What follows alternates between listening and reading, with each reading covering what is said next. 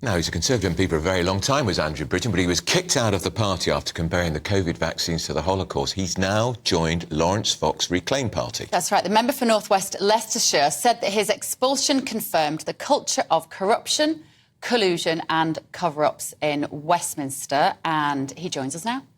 Good morning, Andrew Bridgen. Lovely to see you. Why the Reclaim Party?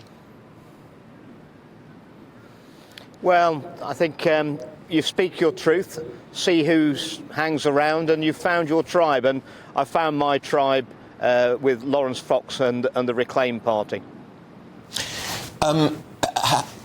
Regrets, Andrew, because you've been a Tory MP for many years, a member of the Tory party for even longer. Oh, of course, but I mean, I haven't lost my Conservative values. I think the Conservative Party currently I find unrecognisable. I would challenge you, Andrew, as the great Tory boy you are, to tell me one Conservative thing this government has achieved with an 80-seat majority. It's by far the least Conservative government I've ever served in, and I think it's a huge opportunity lost. I think the Conservative Party has lost its way. It no longer is relatable to the hopes and aspirations of the people, and I think Parliament's lost its way. We seem to have a uniparty. There's no real opposition. And what we do know is that anyone that speaks out against the narrative, as I have done, will be cancelled. I believe we should have a Parliament that legislates for the people. What we've now got is a Parliament that creates problems for the people. And that can't be tolerated. We need to reclaim our democracy, Andrew. Yeah, right, but you're going to sink without trace, Andrew, aren't you? Because Reclaim, you're the only MP for Reclaim. I don't think they've got any councillors. You are it. Yeah, but even a journey of 1,000 miles starts with a single step. We're going to hit the ground running. There'll be a campaign starting in North West Leicestershire. As you know, my constituency is the heart of England. It's the centre of population, the furthest from the sea. We are Middle England, and we're a good barometer. You'll be surprised. I think there'll be a lot of constituencies asking to put up Reclaim candidates at the next general election. And of course, the longer we go on until the next general election, which I don't think actually will be that long, the more I'm going to be vindicated as further science comes out about the harms and lack of safety and efficacy of the COVID-19 vaccinations. The science is unarguable now. Andrew, I obviously, as you know, I have some sympathy with your position on the fact that there was so little debate around the rollout of the COVID vaccines indiscriminately for all ages. You and I were both at an all-party parliamentary group together where we listened to doctors talking about the cost and benefits for certain demographics. I would quite like you to still be in the Conservative Party and making some sort of impression from within that unit that possesses more power. Do you look back and regret that you made that comparison? You effectively got kicked out for using a simile. Do you ever wish you'd rephrased that differently? Well, it wasn't my phrase, actually. It was a Jewish researcher's phrase, which is difficult to see how it possibly could have been anti-Semitic. And as I pointed out to the party, I actually had never had the Twitter code. So I always had my tweets moderated for the last 12 years before they go up. And that one in particular was moderated by my Conservative Association chairman, who then refused to stand up and admit that he'd posted the tweet, not me. It's a very regrettable state of affairs. But as you know, I mean, coming back to the issue of vaccine harms, it's not just vaccine harms. We can't even have a debate in the mother of all parliaments about excess deaths. We can't have a debate about the excess deaths. Last week's figures were 2,540, according to the ONS, excess deaths. That's 22.1% above the rolling 5-year average.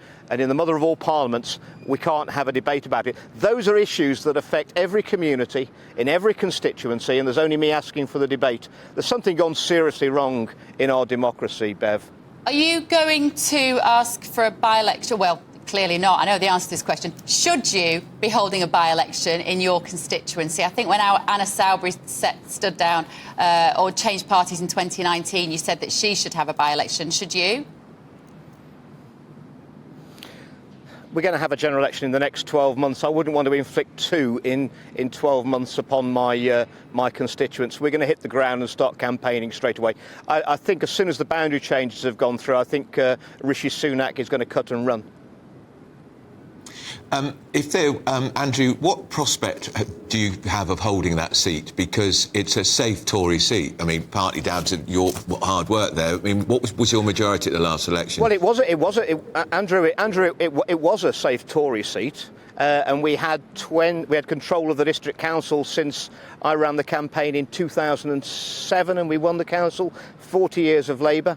We lost the council. This party ejected or expelled their sitting Conservative MP, and my councillors lost with a huge crushing defeat. They lost 10 out of 21 councillors elected in 2019. Effectively, the Labour Party won that election in North West Leicestershire, as shocking as it might be. That's a seat that we returned with a 20,400 majority in 2019, which seems a very long time ago, and so many manifesto pledges have been broken. It's almost unbelievable. Andrew, there'll be a lot of people wondering why you didn't align yourself or join the Reform Party, Richard Tice's party, probably in terms of independent parties, a little bit better known than Reclaim. Was that an option for you? It could have been, but ultimately I looked at the policies and looked at the personalities, and I'm afraid the Reform Party and being generous have been inconsistent with their policies, particularly around the vaccines, and that was disappointing. OK, and what just give us an idea. You've got a couple of minutes. What's the pitch for Reclaim? What do you stand for? What will that party represent running up to the next election?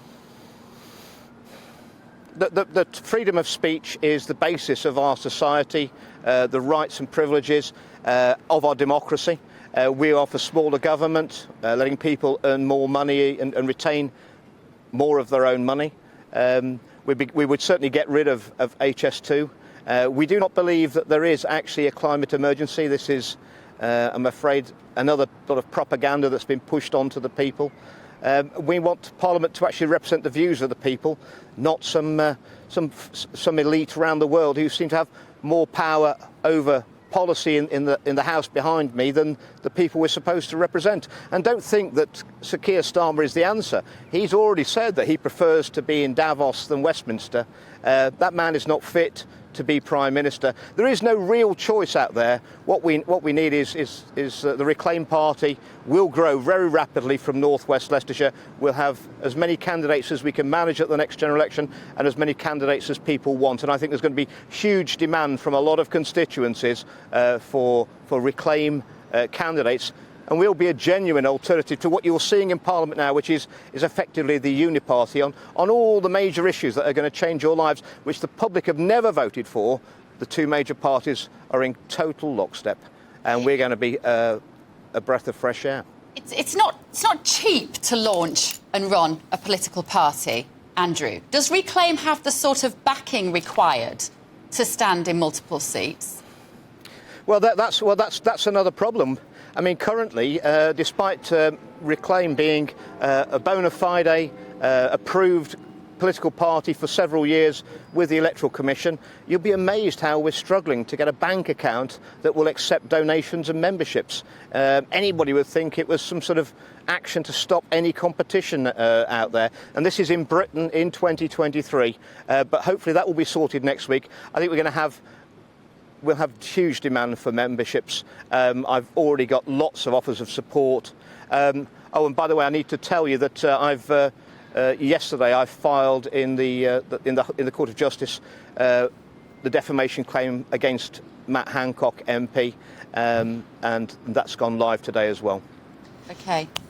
Right, Andrew, thank you so much. We need to Bridgen. point out, obviously, the pharmaceutical companies are not here to defend themselves against accusations that they may be responsible for vaccine injury. Indeed.